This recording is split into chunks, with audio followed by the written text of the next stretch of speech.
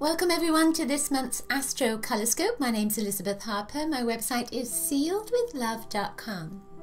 So the Astrocolorscope is a little bit unique.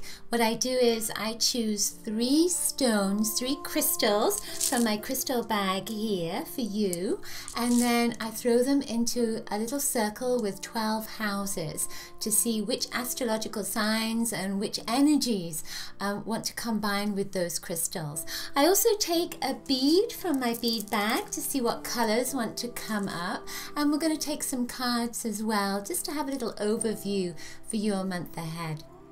So before we get started, I also want to share with you that I've created a new crystal and gem reading service on my website. So you'll see the link for that beneath. So if you'd like to go a little further and have something a bit more in depth, then check that out. Okay, so let's get started.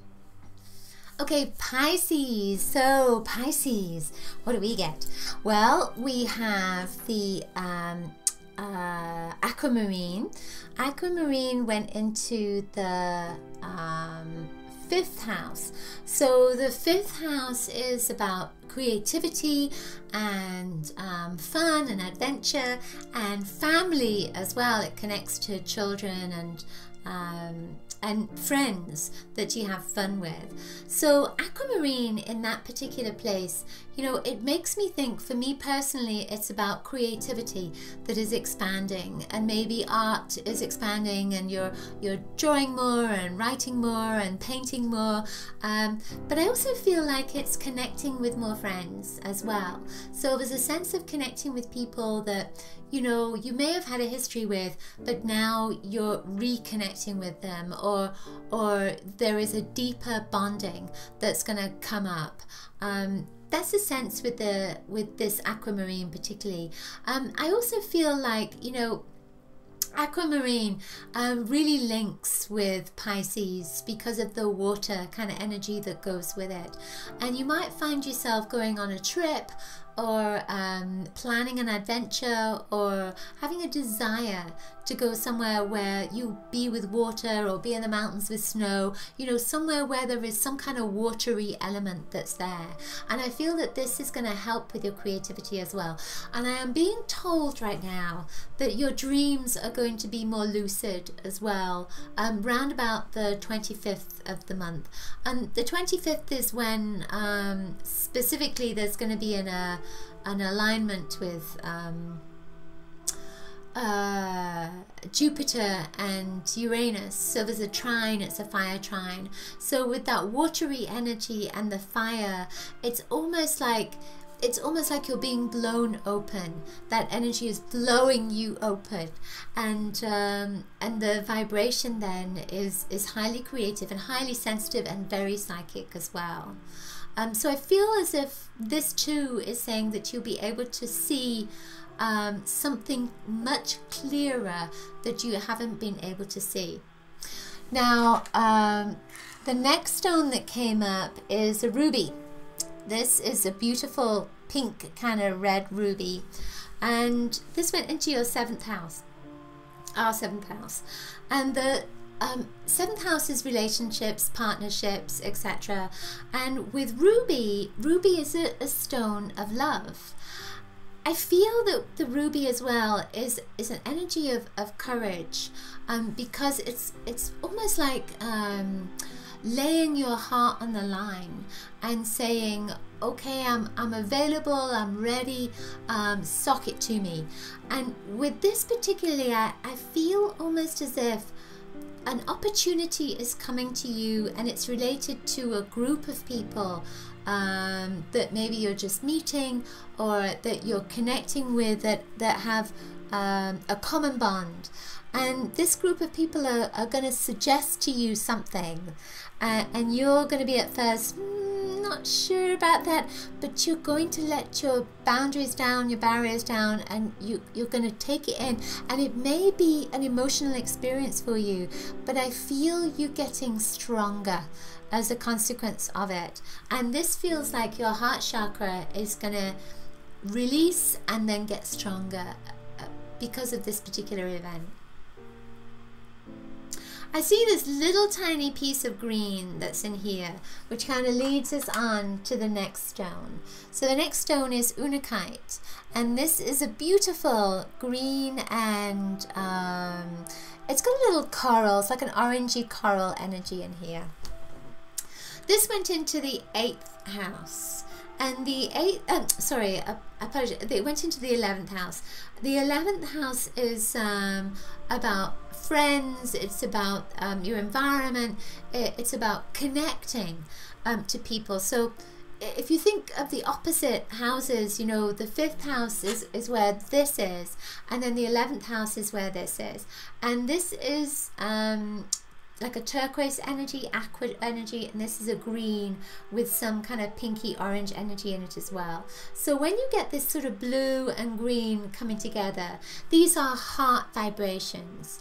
So the heart vibrations are coming with new relationships that are like soulmates. And it's coming with this as well. This is another heart energy. So this is a big heart month for us, for you. With the blue and the green, you're going to be healing something in your heart, and it could be around an illness, it could be around a state of being, it could be around your abundance. You know, if you haven't been very abundant, then something is going to heal as a consequence. But it comes because there is a group of people that you're going to be working with or connecting with, or just know about, and something from that is going to release and help you to see for the first time, let's say, an issue in a different light, and then you're going to move forward. And it's almost like you're letting go. It's like an elastic band's been holding you, and you're letting go of the elastic band, and now you can move forward quickly. That's the sense of it. Unakite often comes up when you discover something, when you find something. It's like a cure. So I feel that that's what this is about. You're going to find a cure, and it's not necessarily a health thing. Can be a cure for why you haven't got a relationship, why you haven't got enough money, why you haven't got the home that you wanted, that kind of thing. So I feel that that information is going to come up for you. The bead that came up is this kind of smoky quartz looking bead, and I feel that this is just to say that you are protected and not to worry, that it's okay. You can be vulnerable and you'll still be protected, and you'll be accepted as well. Just getting a sense of if there's anything else. I'm getting, you know, when I look at this, I'm thinking of soil. And thinking of you planting seeds, and yeah, just a sense of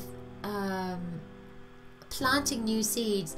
And it, you know, in the northern hemisphere, it may not be the time to plant certain seeds, but I feel that this is not necessarily literal planting. I feel that it's more symbolic planting, that you're gonna plant some seeds that will grow.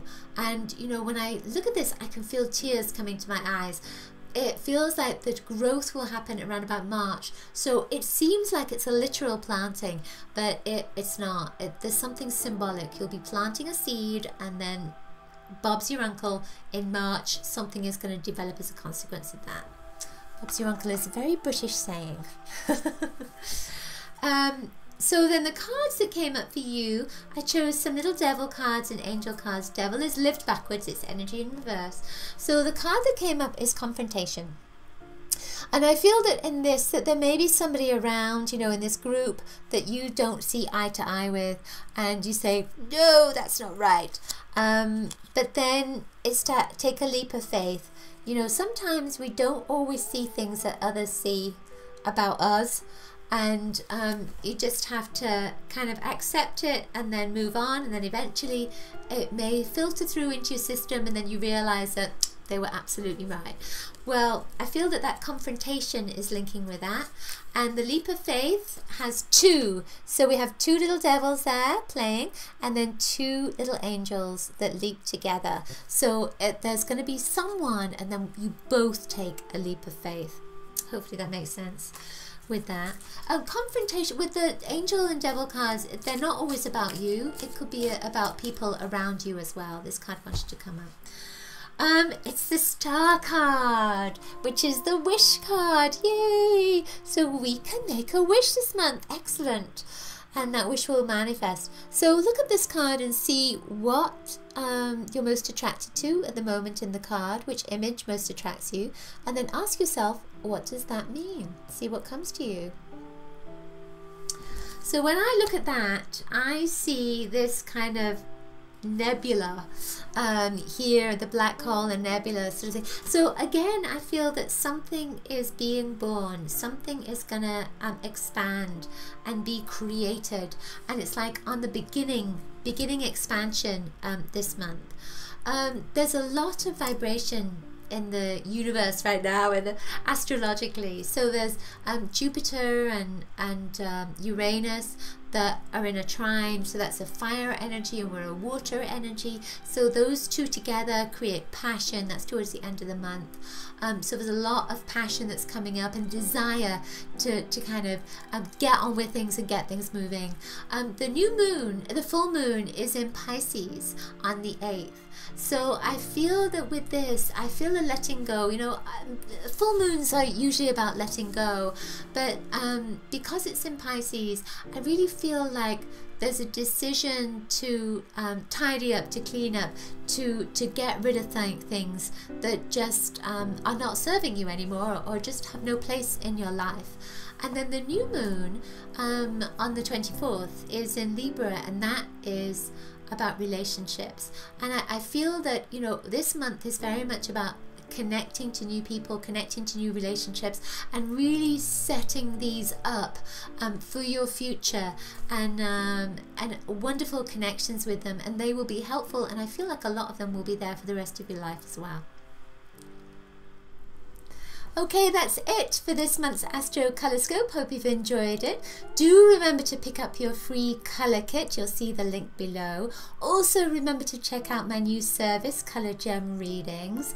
And if you've enjoyed the Astrocolorscope, please share it with your community and leave a comment below if the messages resonated for you.